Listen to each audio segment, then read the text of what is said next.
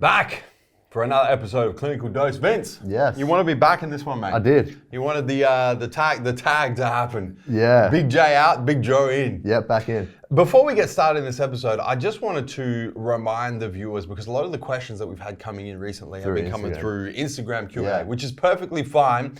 But guys, the first place that we check each and every week for the 5 questions that make the next episode of Clinical Dose is right here on the YouTube channel. So in the comments down below on the YouTube channel is the best place to post your questions, because that's where we pick if we get 5 good ones through there. Yeah. So we don't even look at Instagram Q&A. So comment down below in the comment box on the YouTube channel, ask your questions. That's when we look for them first. 100%. Vince, let's get into it. Let's go. Question 1. How do I grow my social media page following that is fitness/nutrition related? From FatTXNY from IG Q&A. So let's assume that this is Instagram, an Instagram page, right? Yeah. A social media page can mean Facebook, Anything. YouTube. Yeah. Instagram's probably the most popular now anyway. So let's but there are different tips and tricks depending on what platform. So let's just tailor this to Instagram. What do you reckon? You do a bunch of work with our sponsored athletes, so you see, you know, people with pretty high followings, and the sort of content that they're creating, and you track all of our sponsored athletes. So you see how 100%. Their followings fluctuate each and every week. So what do you reckon, Vince? I mean, you want to work out, fitness and nutrition related, so you have that. And the content you're putting up, you do want to keep it specific to that. Yeah. You don't want to be branching off into other stuff, because then what are you sending your viewers? What kind of viewers are you trying to get into your page? Yeah. Essentially, it's a mixed bag, and then you're going to lose some. People aren't going to be interested. So really tailoring your content to the specific audience in which you're trying to attract. Yeah. Is probably going to be the biggest bit. And being consistent with posts as well. Not posting once. I'm pretty inconsistent on my own page. I'll post once, won't post for ages. Really bad. I'm not really kind of focusing on growing it at the moment. But being consistent with that, posting every day is what I would recommend, if not more than once a day. Depending on, and then utilizing all kind of forms. Story, what's it, Reels, is it now? Reels. Reels, and then your profile post as well, kind of utilizing all of it. And making the most out of that kind of platform. I think everything you said is 100% correct. When it comes to growing your social media following, I guess there's 2 ways that you can consider this. The first one is getting more followers. The second one is taking a number of followers and getting them to engage with you more. Both are important. Probably the engagement, from what we look for, at least from our sponsored athletes and brand ambassadors and our own social media as well, the engagement is really what you're looking for. So everything that you said is 100% correct.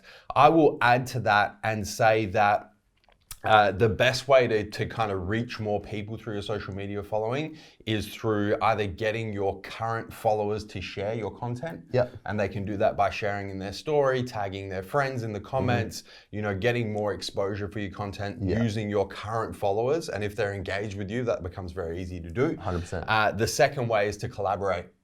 With people who have bigger followings or similar followings, or even smaller followings than yourself. Just reach different people that perhaps haven't been exposed to your content before. Collaborate and see if you can share their content, they can share your content. Maybe you can do an Instagram live where you're both in there and you're doing some sort of a podcast or a Q&A or something like that. Is a big one for growth. So getting your message out there effectively is really important. And the final thing I'll add is hashtags. They still do work. So it's big for discoverability. So use hashtags that are relevant to the content that you're posting, because you will reach people that otherwise would not see your content. Yeah, definitely. Probably the other thing, which depending on what level you're at, is then advertising as well. Yeah, but it's probably 100%. Not. Yeah, we're talking obviously organically growth, but there are ways. It's a whole different kettle of fish, as you would know. Is when you start looking at paid advertising or paid growth. There's a lot of different bits and pieces that you can do there. Yeah. But I hope that's a bunch of tips and tricks that fat.txny can go and implement immediately. Yeah, should help. Yeah.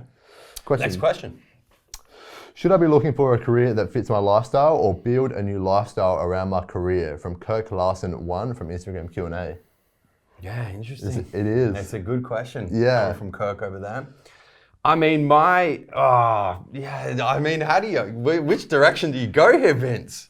Yeah, I don't know. How do you have to do what's going to make you happy, essentially, because I think if you're have this career and you're trying to build a lifestyle around that and you're not happy with that, you're eventually going to burn out and then you're going to change your career. Everything's going to change. So that's going to end up falling apart. So I would kind of say, I mean, there's two. It really comes down. You know what it comes down to? It comes down to what's more important to you. Yeah, 100%. Like, is what you consider your quote unquote lifestyle? Like, is that living to you? Yeah. Is that what brings you happiness? Is that what brings you fulfillment? Is that what is really important to you? Yeah. If the answer is yes, then you should try and build a career or fit a career into that lifestyle. Yeah. If your lifestyle is kind of like, I don't really have anything that kind of brings me happiness and fulfillment or joy in my quote unquote lifestyle, but I get that from my career, then you should try and build a lifestyle around that career. 100%. So I think really the question is, what brings you the most happiness, the most fulfillment, the most joy, and that's the direction you need to head in. Yeah. Definitely agree with that. I think in kind of achieving that, there's always going to be some form of your career or something that you might not like during that phase. There's always sacrifice. Exactly. Always. Yeah. There's always things that, it's not all sunshine and rainbows. Yeah. That's for sure. In both areas, in career or lifestyle or whatever, there's going to be things that you really enjoy and there's going to be things that you just really hate. Yeah, but, definitely. You got to go through them. Next question. Help trying to get mind muscle connection with stubborn opposite muscles, left and right, from Wes Morgan, Instagram Q&A.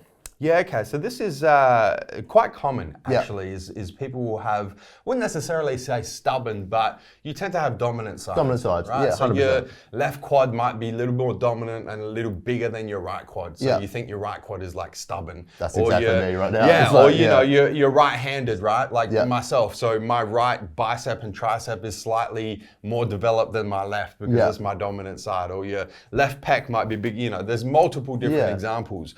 I think it's not necessarily that the weaker side is more stubborn, it's that the dominant side is more dominant. Yeah, 100%. The best way to address this is to do exercises isolaterally. Yeah. Which means one side at a time. 100%. So instead of doing bicep curls with a barbell or an easy bar, do them with dumbbells. Yeah, and second to that, I'll probably add is dropping the weight. I had this with my biceps as well, where my right was more dominant than my left. Yeah. It's actually the opposite now. Yeah, okay. And, so now I need to drop the weight again to get them both engaged. And I have it with my legs after knee surgery. Okay. Where my right's obviously more dominant now because it hasn't had an injury, but I've had to drop the weight. So with my squats and stuff like that, so my right's not overpowering. So then my left can engage when we're really focusing on that engagement. Yeah. I think with that as well, so using those two tips, doing things isolaterally, dropping the weight down so you can get that proper mind-muscle connection. The final piece of that puzzle is to stop the exercise when the weaker side fails. Yeah. So if you're doing the bicep curls, for example, and you're doing dumbbells and your right side is stronger than your left, and with a particular weight, you get to 10 reps on your left, and the left can't do any more, but the right can do another 2, you stop at 10 reps. Right? So you're allowing the weaker side to catch up to the stronger side. 100%. Or else you're going to be forever chasing the stronger side and it's never going to catch up. Yeah. Next question. Tips on overcoming injuries. Tore both calf and Achilles and 4 years post-knee recon from Evadion, I believe, from Instagram Q&A. Vince, you are the injury specialist at this point. Yeah, unfortunately, I don't. It's not something I want to take. Listen, I went through a patch this time last year that was not great, but I'm pretty good at the moment. So what do you reckon? What's your top tips and tricks for overcoming injuries? In my opinion, I mean, obviously with those 2 injuries, you're going to be having a fair bit of rehab kind of work as well with Achilles, knee recons and stuff like that. First and foremost, follow your physio's recommendations as well. But second to that, take it slow.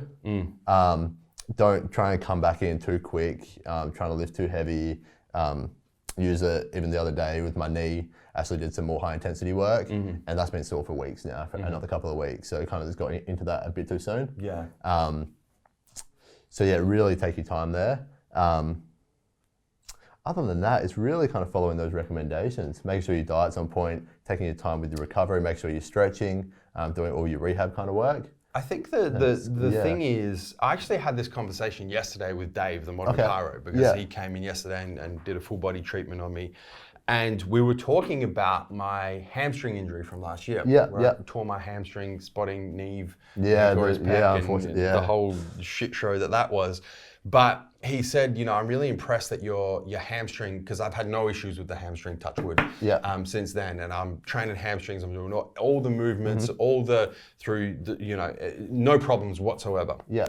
And he said, I'm really happy that you took your time with that rehab and didn't rush it, because now look at you, your hamstring is 100%. There's no issues whatsoever. Yeah. I think a lot of the same mistakes that people make, and the reason why they keep having recurring injuries, or sometimes not even recurring injuries, but let's say you do a hamstring, you rush it, your glute takes over, then you do a glute injury, or your calf takes over and you do a calf injury on the same side, and it's like this overcompensation chain that kind of never ends.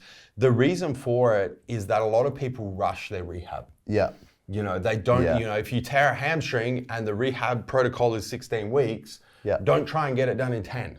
Take the extra 6 weeks. Yeah. If you tear a pec and the rehab is 6 months, don't try and do it in 3 months. Yeah. Like, take the extra 3 months to do the rehab properly, and 100%. then you're not going to have problems moving forward. Yeah. I think a lot of the issues are caused by people trying to rush the rehab to get back in the gym, back to lifting the weights they were lifting, or whatever the reason may be, and they find themselves in this chain of just recurring injuries and overcompensation, and another injury, and then an overcompensation, another injury. When it's like, if you just took that extra time to do the rehab properly right from the start, you would have just nailed it on the head and have no problems. Yeah. Another thing I'd probably say, while you are going through that, assess how you got injured in the first place. Your hamstring was obviously a complete accident. It was, My knee was probably more so tight quads because I did it squatting, Yeah. Which then put my knee into a bad spot. Yeah. So assessing that, so you don't do that once you come back. A lot of people will come back from these injuries, go lift exactly the same way they were, and get injured again. Yeah. And then wondering why. Yeah. So assess that, see if you can make a change there as well. Last question.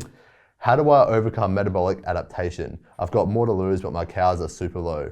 From MK from Instagram Q&A.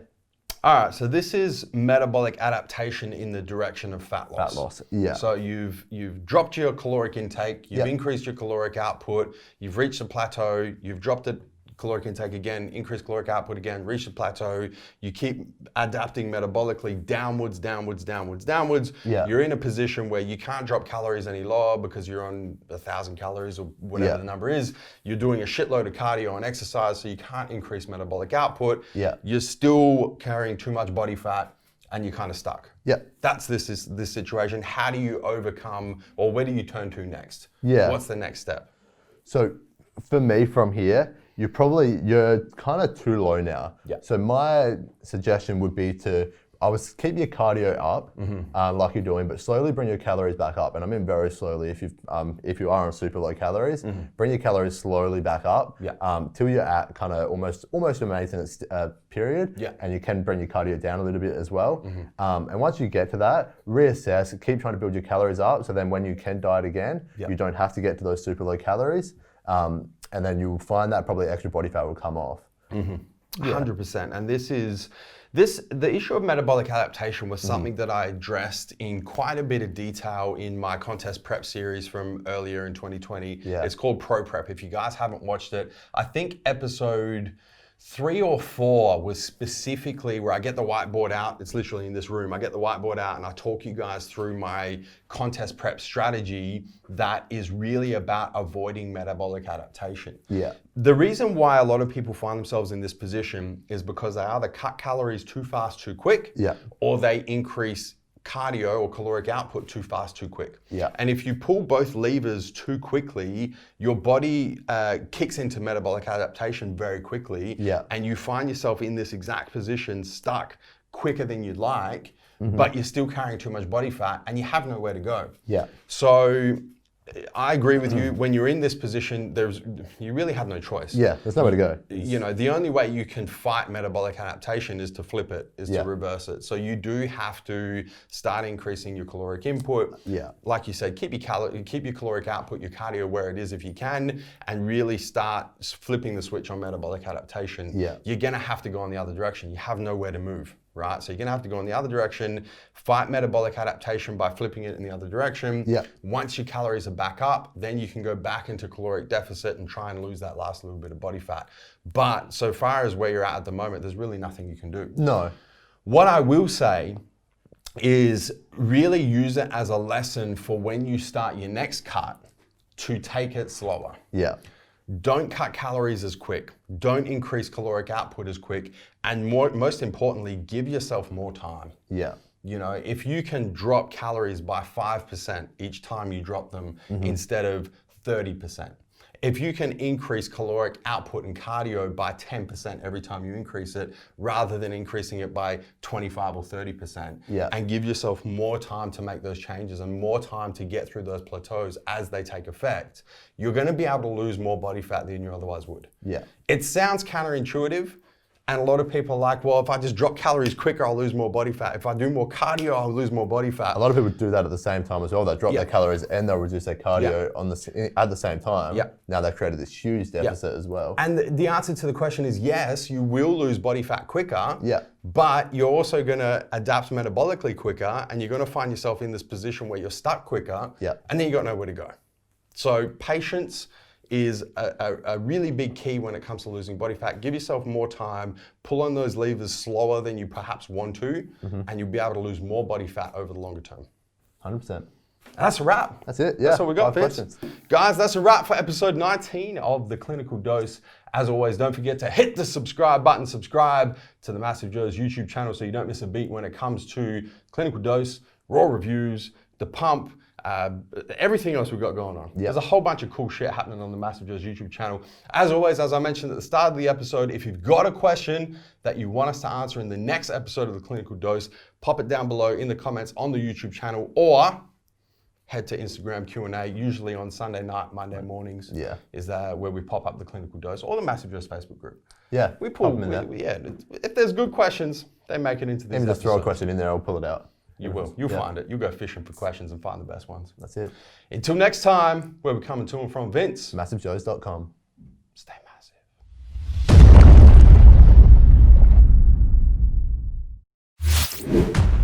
Thank you for tuning into this video. We hope you enjoyed watching. Don't forget to check out our latest upload and our recommended video, and be sure to subscribe to the MassiveJoes YouTube channel to stay up to date with all of our latest uploads.